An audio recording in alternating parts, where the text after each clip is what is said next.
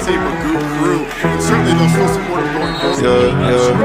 I got a Duffy on me, I'm feeling good. The streets talking to me in the hood. I'm doing this exactly how I should. It's not said, it's understood. Listen to me, I'm on my grind.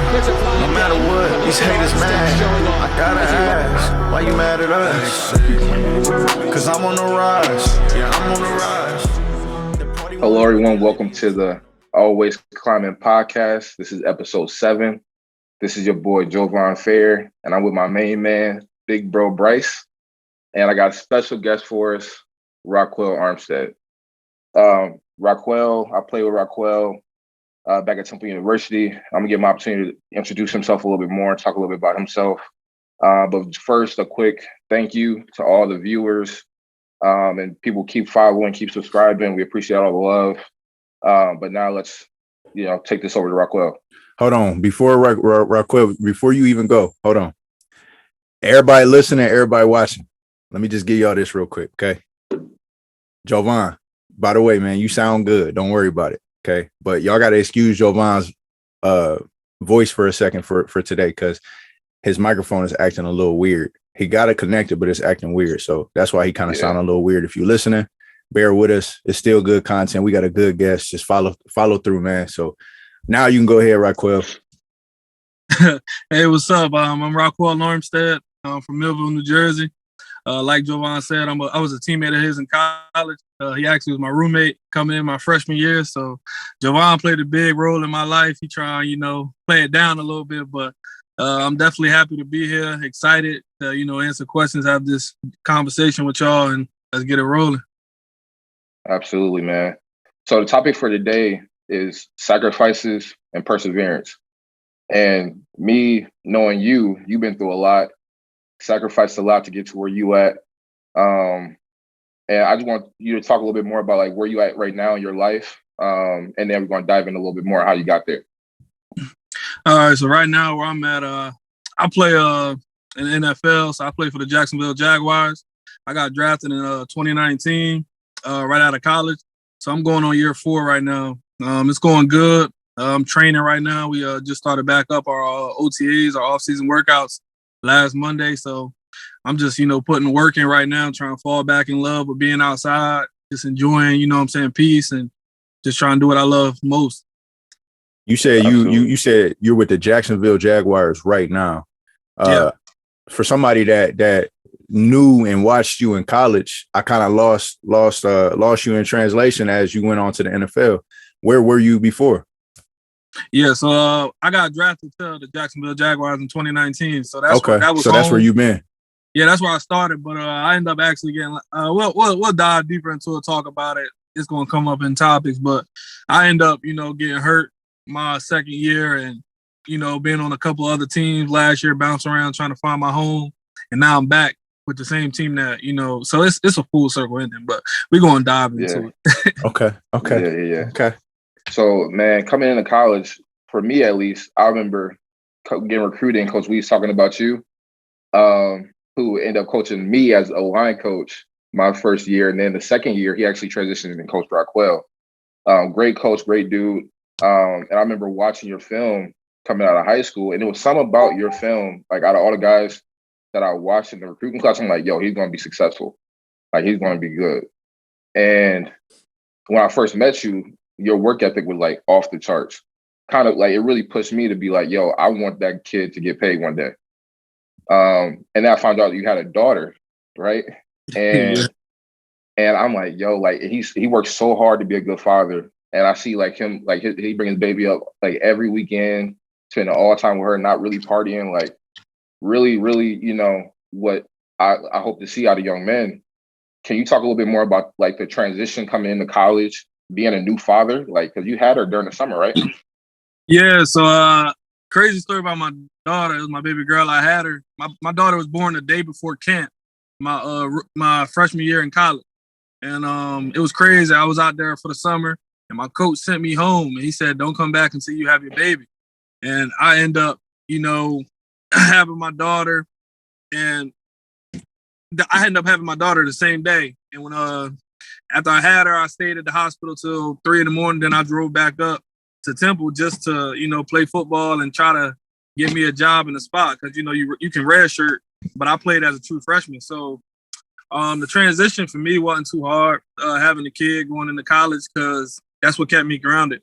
And my family back home was real supportive, and it takes a village to have a child and to raise a child, and that's what my family was. And we just so fine tuned and everything.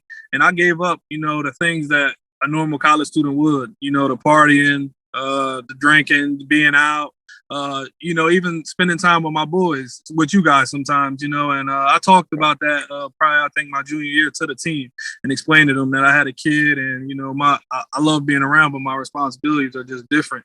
My goals are just different, and it was hard to deal with at times, but it's what kept me grounded. I'm just a simple guy. I don't like partying. I love just playing football, going to work. Which I get to call work now, and just coming home to my kids and playing with them, enjoying life. So it was an easy transition, but it ain't for everybody. It ain't for everybody. And that's funny that you say that, bro, because in my notes, the first thing I had written was that tweet that you basically, if I'm paraphrasing, where you said, this ain't for everybody. What you go through at Temple in college athletics, it ain't for everybody. Like a lot of people break down and can't really sacrifice what it takes to be on the next level. Like you have done. Have you noticed like any of the sacrifices that you had to go through to get to where you are? My sacrifices? Yeah. Yeah. So, I mean, we can start. You make small sacrifices, big sacrifices, but I made a lot. But just right now being in the NFL, speaking small sacrifices, you got, coming downstairs and me having to maintain a certain weight and I can't eat the snack cabinet and everything that's in there or drink everything in there that my kids and my girl just eating in my face. So just having that type of discipline within itself, being out places, that's a sacrifice within itself that a lot of people don't see. And then, as you get into the NFL, you're a professional now. So you don't have someone telling you what to do in the off season and just the sacrifices of getting up every morning, working out by yourself when no one's watching. And really like working out, really, getting a sweat and every day in, day out, doing the same thing. It's repetition, but, just fighting to be better every day within yourself. And then bigger sacrifices, I experienced a life change a couple years ago. So, always been the guy and then, get drafted, not the guy anymore. And now you got to sacrifice to find your niche in the team, to be that 1%. What do you bring, your value? And that's just learning yourself throughout the league. So, me learning myself in the NFL. And then, you find your niche, you find your why, what you do. And then, I go in year 2 and I'm starting. Everything's going fine. And, COVID hits and I end up getting real sick. I still haven't really told my story or talked about it, but this really like the first time I'm talking about it. My year going on year 2, I was starting going into the season. I worked so hard. I trained all year, all off season. I put in so much time, and I lost my whole season due to COVID. I ended up getting myocarditis, which is inflammation in my heart. And so, I'm in a hospital bed come camp, and they tell me, yeah, it's gonna be a 9-month recovery. That's how I learned my season was going. Now I'm on heart pills, and I'm learning, the better things in life. family, and just loving the people that's closer to you, and just realizing everything you love can be taken. I couldn't work out for 9 months. I didn't know if I'd be able to play football again. I didn't know nothing. I just got close with the ones that love me, my surroundings, and just having a strong mindset with all this. That's a sacrifice within itself. I was just this crazy guy, and just to be humble. I was 230 pounds. I was 190 pounds. I had stomach problems from being sick. And I threw up everything I ate 3-4 months in a row. So these are the hidden sacrifices that people don't even really know or see what happened. You know what I'm saying? And then I got cleared in 9 months. I had another sacrifice. I had to, get vaccinated or not, and not, have a chance to go into the NFL again. So, and here I am now working out for a whole 9 months, and I got 3 months to start working out on my own and find, my why and get a team again, because my film was amazing. So, I started working out again. I got picked up by the Saints. I was there for a month, and it was everything I needed. I wasn't outside. I ain't been outside for almost 7-8 months. I was scared of the world a little bit just from everything that happened to me, just a crazy shock. And, being in New Orleans, it was fully vaccinated city. It got me comfortable with being outside. You know what I'm saying? Just being outside again, just being around people, not being scared of this disease and what was going on. And, understanding that I was a small percentage of who it really affected. And then, I got released from there last year. I got picked up instantly 2 days later by Green Bay. And so now, I'm in Cold City with Aaron Rodgers, Aaron Jones. And these were one of the most respectful men I've ever been around. Just playing football, it's a brotherhood, but this was different. We prayed together. We did so much stuff that brought me closer with people and made me just, cherish relationships and the people I run into. And it was just everything I needed. So I just feel like God don't make mistakes. But my mindset was just so strong that, like, I just knew this was like my destiny to end up back where I'm at. And now I just go even harder, and I'm just so thankful for every moment. And when I'm at the field, I'm just so happy. Like, I was very humble, and I'm going to just keep going. But this just those are a couple sacrifices that I had to make and what I'm going through for real. I'm thinking, man, you got me thinking, man. You got some gears turning in my head, man. I'm thinking about a lot of the things that you said, and you got a crazy story after hearing all of that, man. Like, think about it. You started in Jacksonville. Now you with the Jaguars, right? You are I guarantee you, just from hearing all the things you went through, you said you had on this team with Green Bay, y'all praying, you're doing all these things. You probably are such a more developed human being, not football player, but a human being now. And that's only going to translate into good as you get onto this field again, man, and really get to compete. So that's a great story, man. I'm glad you shared that, because I think it's a lot that, the viewers and the listeners can learn. And along with myself, just like you said, God makes no mistakes, man. You went through all of these things, and every single spot that you went to, every step of your journey that you mentioned, you talked about the negative, you talked about what you went through, and then you finished by talking about the positive in it. And I like that, man. I appreciate that for sure. Respect. So, man, what? Tell me, the viewers, what is your why? My why, I always say, is my kids. Just knowing I gotta wake up and provide. I got 2 separate heartbeats that ain't mine, that I gotta provide for in this world. You know what I'm saying? That I gave life to. So that's a big why. But as I get older, I'm starting to develop that my why is myself. You know what I'm saying? Like, I'm truly not happy with doing what I'm doing, waking up every day, 6 o'clock, and stretching, working out, sweating, putting in all this time, and not getting the results you want at times, but just knowing that it's a bigger picture and a bigger image to everything.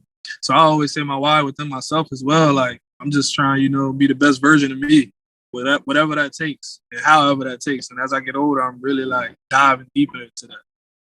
Yeah, absolutely. Man, I'm a married man. And I actually I'm gonna give you a quick rundown about my history. So I actually played 7 years of college football. I redshirted.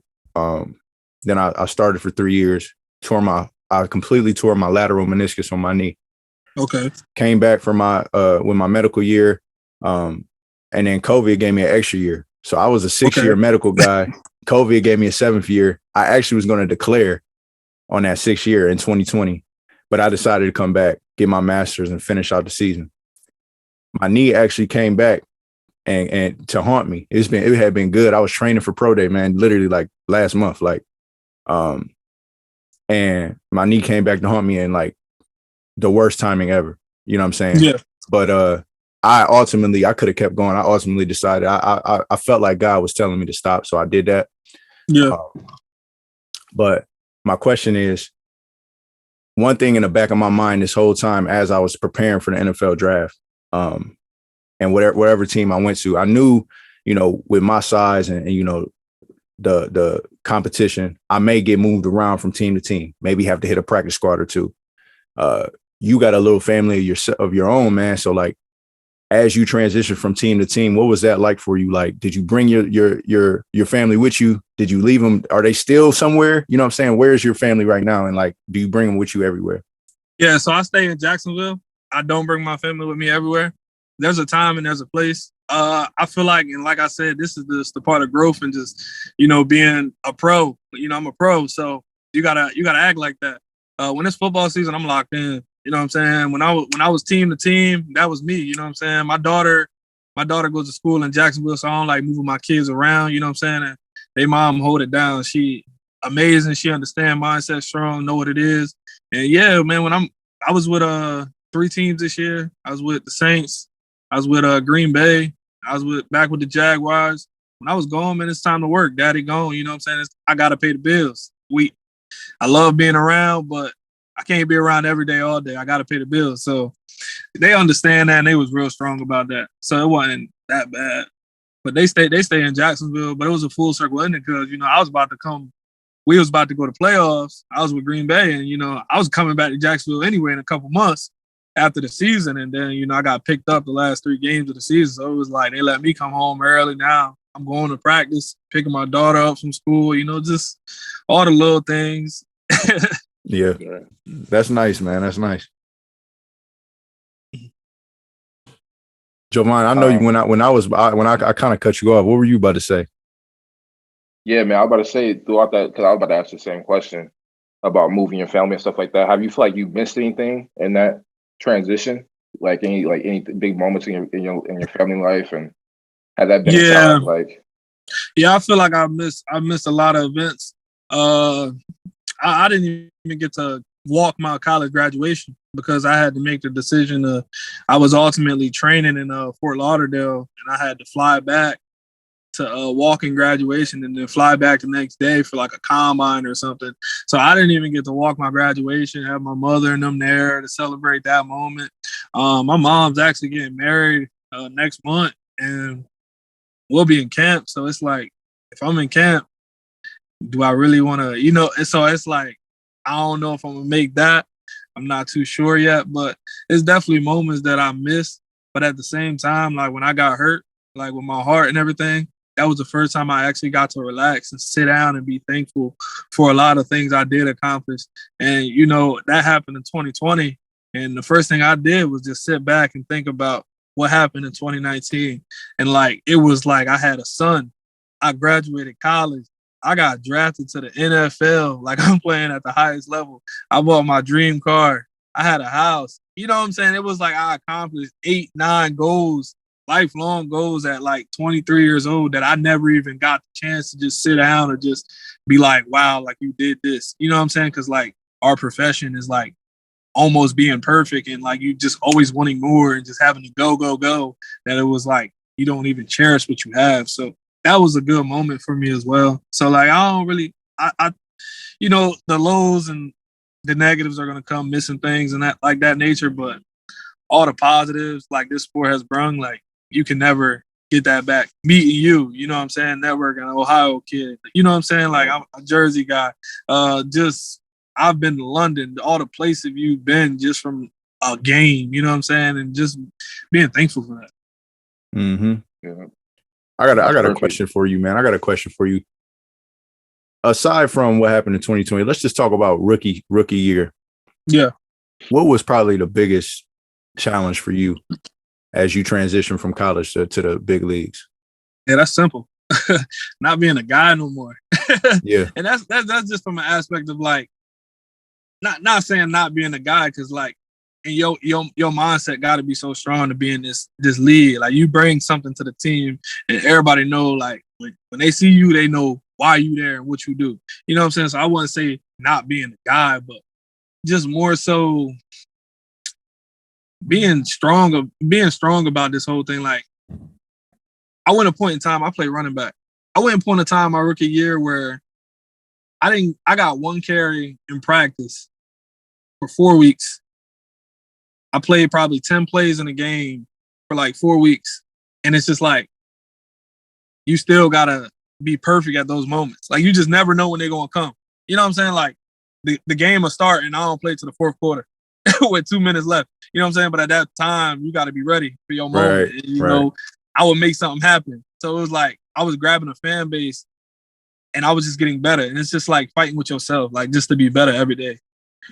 But I will also say like, the other aspect of like just coaches and just connections, trying to, figure out what guy you could, talk to this or just be open with. And because it's like the league there's no love in the league.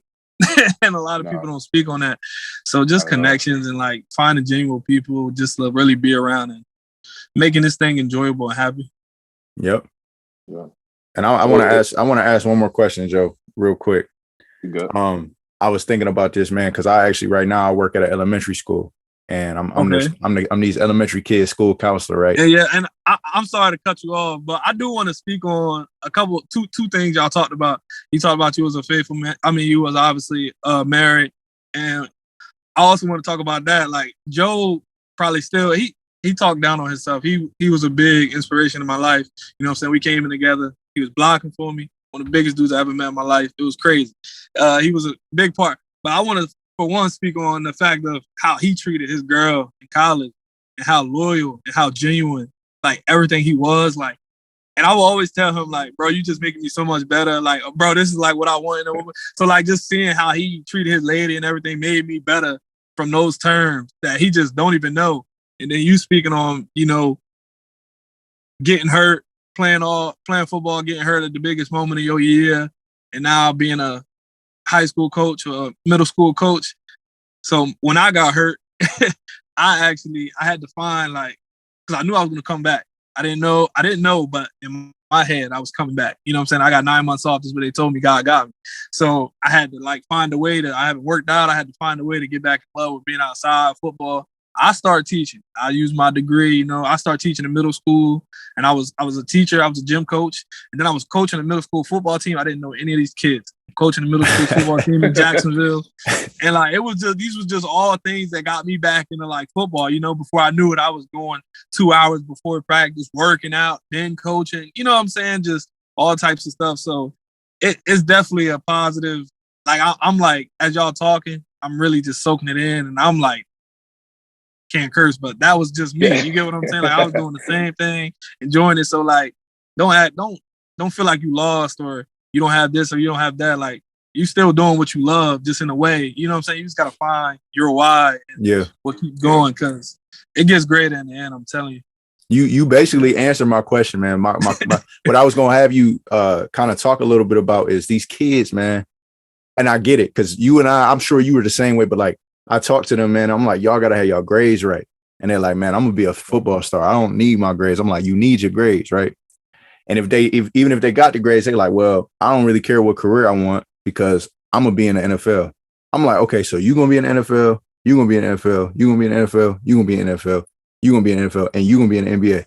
So I got 8 professional basketball player and football players in my room. I said, guys, the statistics, I'm not saying you can't make it because I know y'all can make it. I said, but the statistics are saying y'all got to find something else that you like to do as well. Right. Mm-hmm. So you kind of spoke on it, man. You said you were using your degree. You was the gym teacher. You were coaching. And I was just going to ask you, if there was no football or football was stripped away from you right now, who would you be? Where would you navigate to? Where would you transition to in life? Yeah, I like that. I'm a go-getter for one. So I'm always thinking that anyway, but I didn't even want to play football, to be honest. I had a kid coming out of high school. I wanted to be a CO, a correctional officer. And that was the route I was taking. But my college coaches from Temple would come to my house and they was on me the couple months to go there. And they was like, yo, your son got to go play football. And they made me go up there. And I told them if I don't see myself going to the NFL my first 2 years, I'm probably going to be done because I have to get a job. And you know what I'm saying? And my year 2 was crazy. I ran for 900 yards, 18 touchdowns. And I knew I had a shot if I just stay humble and just stay positive. So I just kept working. So I felt like I always knew there was a high level of me going to the NFL if I just kept on right. So that's how I looked at it. I don't know. But these kids, I had about 10 of them, I'm going to go to the NFL. My biggest thing to them was, don't talk about it. Show me. Right. I'm out here every day with y'all, you know what I'm saying, 2 hours. And I'm really showing you technique and this. And social media is crazy right now. We had our kids talking about each other on social media and having to deal with that. And I had a problem because our best person, he was a running back. but he was deaf. So to, you know, cope with that, he would just always pick fights with kids and, you know, that was like a whole nother issue within himself, but it just teach you a lot about yourself as well. You know what I'm saying? And kids, there's not enough role models right now, like in middle schools for these kids. They're not seeing enough men, you know, showing them the ways and how to go. So like, that's a big thing for why like I like being around kids and teaching kids as well. That's the foundation, man. You know what I mean? The only way we can help this future and help them, man, is start young. A lot of guys that get done with the NFL or guys that get done with college football, they go straight to high school, man. You know what I'm saying? They're like, yeah, I want to go be a college coach. I want to go be a high school coach. But we gotta get more guys at the younger levels, the elementary, the middle school, and develop these dudes. Because we do that, I got a feeling, man, it's gonna be lights out in the future for these kids. So I agree. We got to get more males in the picture early. You know what I'm saying? I don't know the exact percentage, but literally, I think it's like 90% of America had the elementary, not middle, but elementary teachers are women. Yeah. You know what I'm saying? Think about all your elementary teachers. I didn't have now one male as my elementary teacher. As soon as I went to middle school, I started getting male teachers. But even just working in schools, working around the community with the youth as a male, you're doing the whole community a service if you do that. So I appreciate you for sharing that, man. No, you're right for sure though. Yeah, man.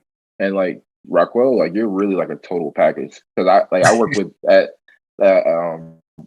Temple right now in academics, as you know.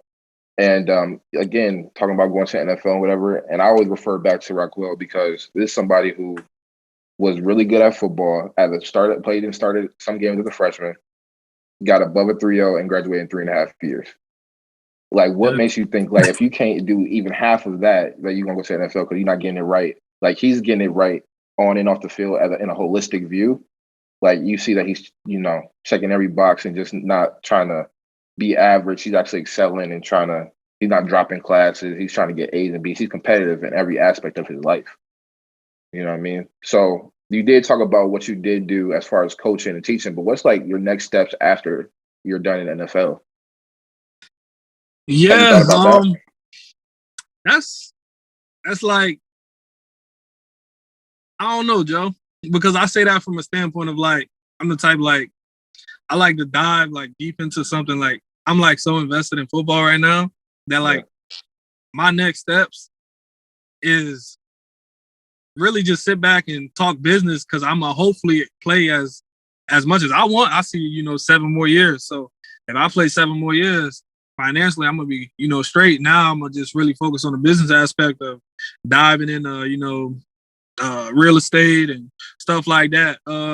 And as I get older each year, I'm really getting closer and closer.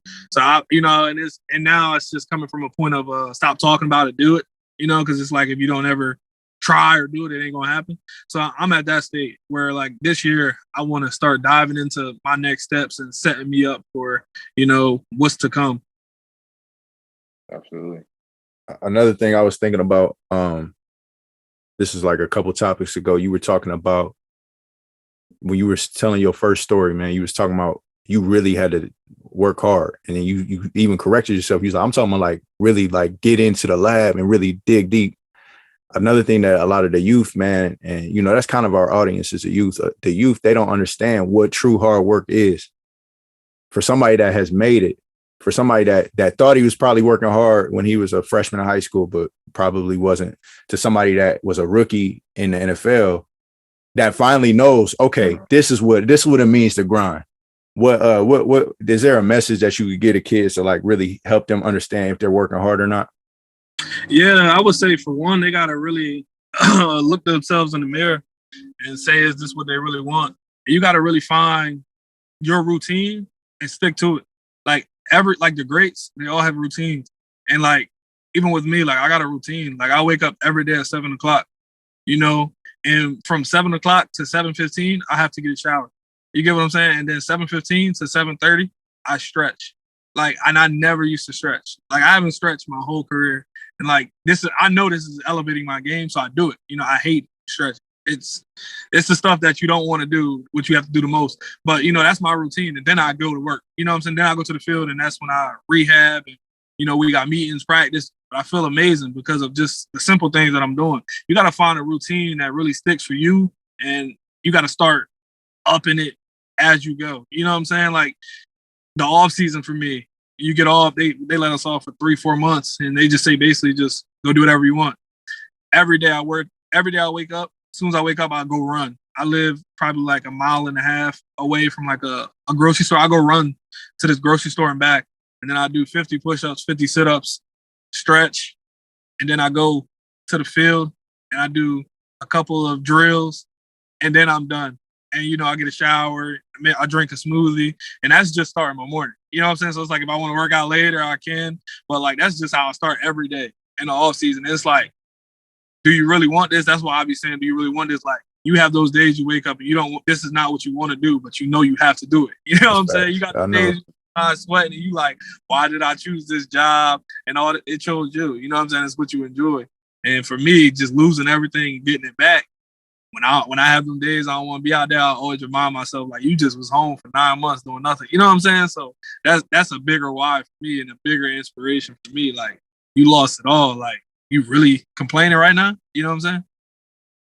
Yeah, having that gratitude, man. Just having that gratitude with all the stuff that you've been through.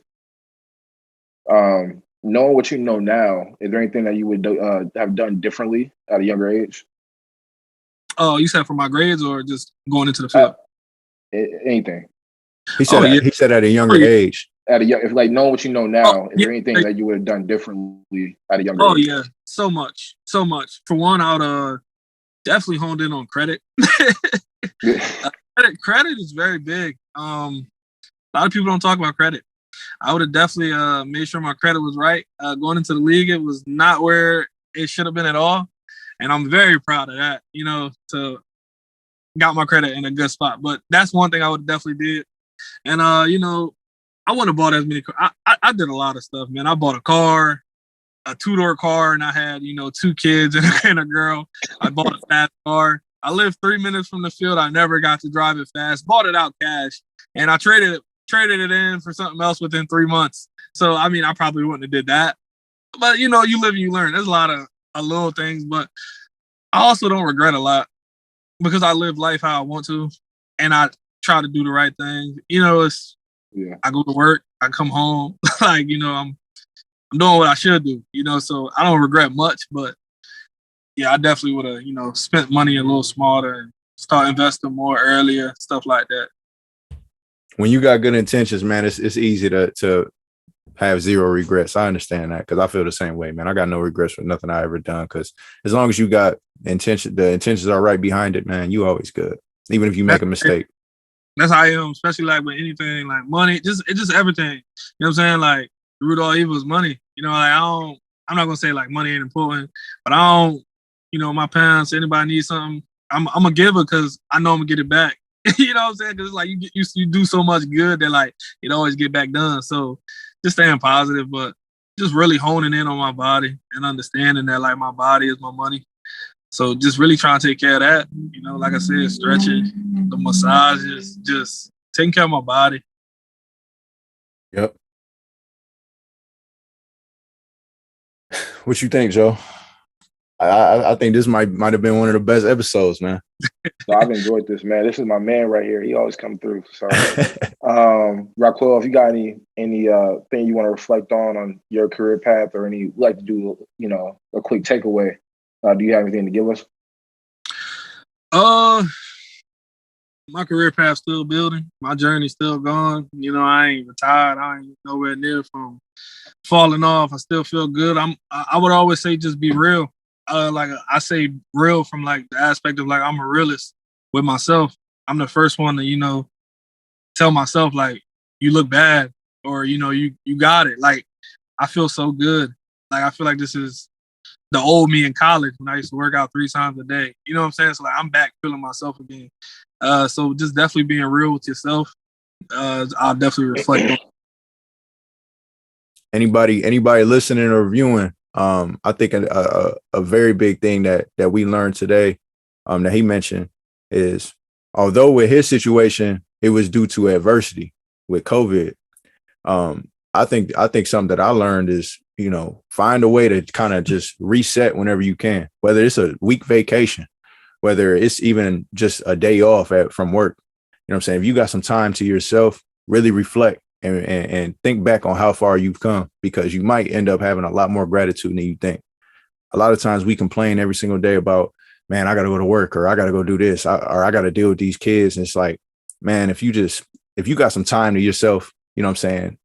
Any even 5 minutes, just think back at how far you come, and I'm sure you can have a lot more gratitude and positivity about your life and your outlook. So that's what I took from it. I need to do that a little bit more too, and I try my best, but I gotta do a little bit more reflection in a positive light. You know what I'm saying? So I appreciate that. Time, man. It definitely takes time. Like it's so much. You know what I'm saying? Like I feel like we need to talk off the podcast, but like y'all definitely, you know what I'm saying, got it going on, and it's something I wanted to do. So I was definitely excited, you know, come on here. Like I'm very happy to see Joe thriving in his career and, you know, getting this podcast going. Like this was like one of my next steps as well. Like from, I don't know if it's the podcast, but I've been very amazed and like entertained with just documentaries in general. Like I want to buy a camera and really dive into just recording, you know, my life, like the Kanye clip. And yeah, that was great. That Genius was great. Clip. That's what I envision next as well. Like Joe will tell you, I know you still follow Robbie Anderson, Joe. Of course. And you know my boy's living. You know, he got the snippets. Like that's the next, because I feel like as well, like y'all all see just the outcome, like just scoring touchdowns, playing football, but we don't show a lot of like videos of working out and what we're doing, and you know, the behind the scenes that make you great, you know, just the process. So I want to really hone in on my process and just record everything, you know, enjoy the time. And think about how many people would love to see that, man. You know what I'm saying? Exactly. How many people would like to be in that same car seat that you in right now? Exactly. You know so it's nothing but opportunity for that. And I would even watch, you know what I'm saying? There's a lot of people out here that's curious about that process. So I fully support that, man. I think you should get into that. Yeah, for sure. Yeah, man. Well, I think that's going to be the end of this episode, man. I could talk to you forever. You know that. But it's always good talking to you, man, and taking the time out to be on this podcast. We definitely going to have you back on very soon. Oh, shoot, I just blanked out for a second. But yeah, man, I appreciate you so much. That ends episode number 7. Definitely like, follow, and subscribe to the Always Climate Podcast, and we'll see you next week. Peace out, y'all. I appreciate everybody. Yeah, I don't